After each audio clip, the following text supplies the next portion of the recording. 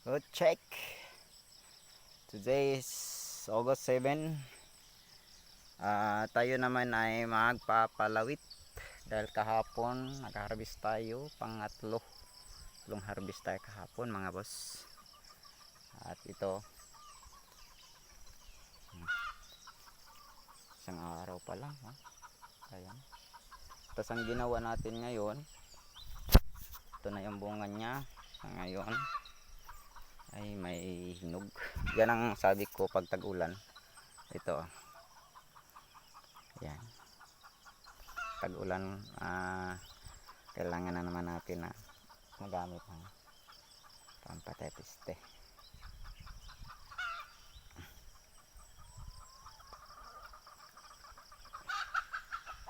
Ang tigas.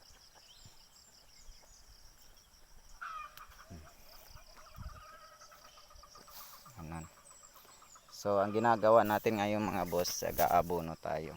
Ang ginawa natin sa pag-abono dahil tag-ulan, ayan, ganyan lang. Ayan. So gumagamit tayo ngayon dahil nakabili tayo ng hindi ito advertise ha. Yara Winner. Yan. So, ayan, ginagawa ganyan. Mula sa puno, isang dangkal. Ganyan. Ganun lang ang ginagawa ko. Hindi ko masyadong nilapit kasi binobroadcast ko lang. So ganun lang ang ginawa ko. Ngayon, sa sunod na subject natin na harbisan is Sunday. Sunday na tayo. Sa Sunday tayo ulit. Boss, ayan, yung mga bunga natin. Pang-apat natin yan sa Sunday. Sana ay mabigyan pa tayo ulit ng ano. Sana mas madagdagan. Kasi may papadalahan ako ng pera. May babayaran ako makina. Bibili tayo ng makina uli. May ano na sa aking pinsan makina. Ayun na, makabayad na tayo doon. Kasi first week yung ano ko, pero nagiging 2 weeks ano. Kaya nga, dahil sa pambayad ko na sana, pero kailangan ako ng abono. Kaya nabili ko abono 3,500, medyo may kataasan dito sa amin. So inuna ko yung abono kasi tag-ulan. Kung kukunin ko agad yung makina, wala akong abono, mabili ko yun, paano yung tanim ko? Pangkabuhayan ko din yun. Sana maintindihan to ng aking pinsan. Pinsan ko ha, kasi kailangan ko talaga ang abono. Ngayong Sunday,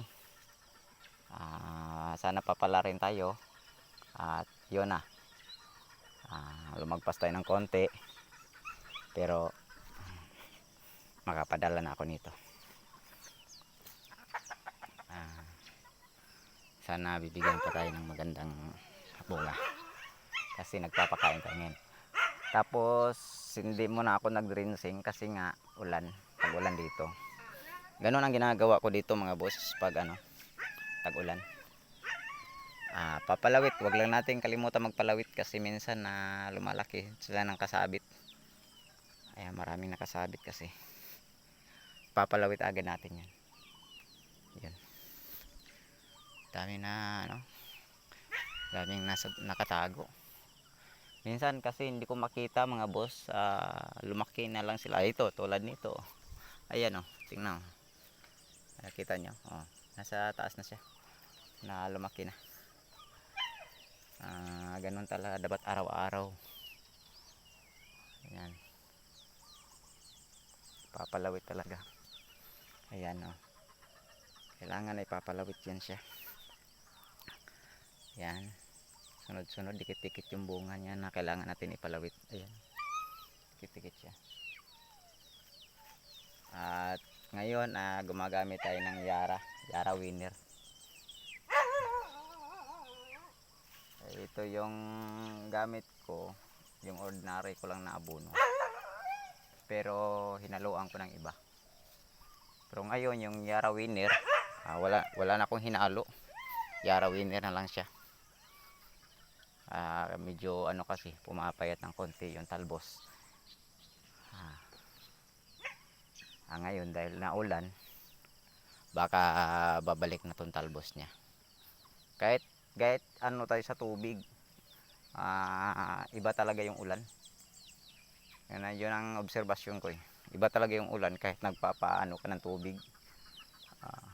Siguro kung may malaki tayong post na abot kasi medyo mataas to eh. Hanggang mula dulo, parang i-sprinkler natin, parang ulan. Ganon, mas maganda yung ganon kasi mas malawak yung matamaan niya. Hindi yung tulad na nagpapabaha lang tayo kung saan lang yung kanal, maliit lang yung cover ng mano niya, mabasa. Yan. Nagtanggal din tayo ng yung tinamaan ng fruit fly. Ito tulad nito, nagkasabitan na, lumaki na siya dito. Ito yung sabi ko, pag hindi mo napalawit, ayan, babaloktot. Ayan, diba? Bumaloktot. Pero mabinta pa rin naman. Medyo mababa nga lang ang presyuhan pag baloktot. Kasi nasa klase na siya. Ayan. Medyo Tapos yung minsan, pag hindi tayo gumamit ng ayan, tanggalin agad natin yung mga dahon na may parang may uod siya, tanggalin agad para patayin. Gawin mo na sa uod pag kire lang para hindi magastos, tirisin mo na lang. Tol kay sinabi ko na idol idol Katambay na tirisin version ko, pero parang dinalan na din ni idol Katambay yung version ko na tirisin. Dati nagtataka siya kung ano yung tirisin eh. Ayan. Kahapon tayo 149 kilos sa 500 ka puno.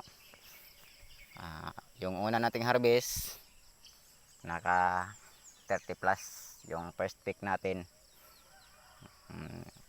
first selection. Pangalawa naka 102 tayo, 102 kilos.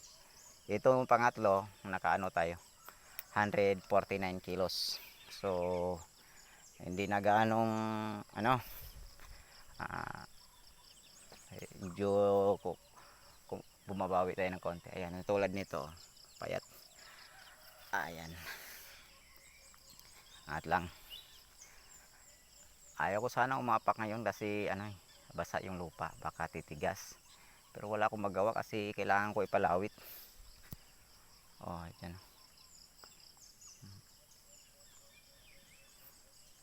kailangan ipalawit eh, at saka makuha agad yung may sira, kasi pag hindi mo nakuha agad yung may sira, dadami yung hindi ako nakadala ng ito. Mayroon pala ako rito.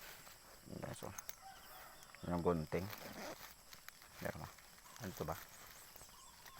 Dito nga. Pinahirapan ko pa sarili ko mga boss. Gunting pala akong dala. Ayan. So yun lang natin. Ito mga bunga, malapit na sila mga boss. Ayan kasi pag nag-abot na to siya mga boss, ganyan maglagpasan na yan. Sana mabigyan tayo ng mas maraming bunga kasi marami na siyang sanga. Sa tingin ko naman medyo maganda naman ang takbo. Sana hindi magbago kasi 3 harbisan pa lang at gaulan pa. Ayun, parang to, yata ng ibon. Ayan lang dyan, bahala na siya tumira dyan para kainin din niya yung mga uod na ko tuloy.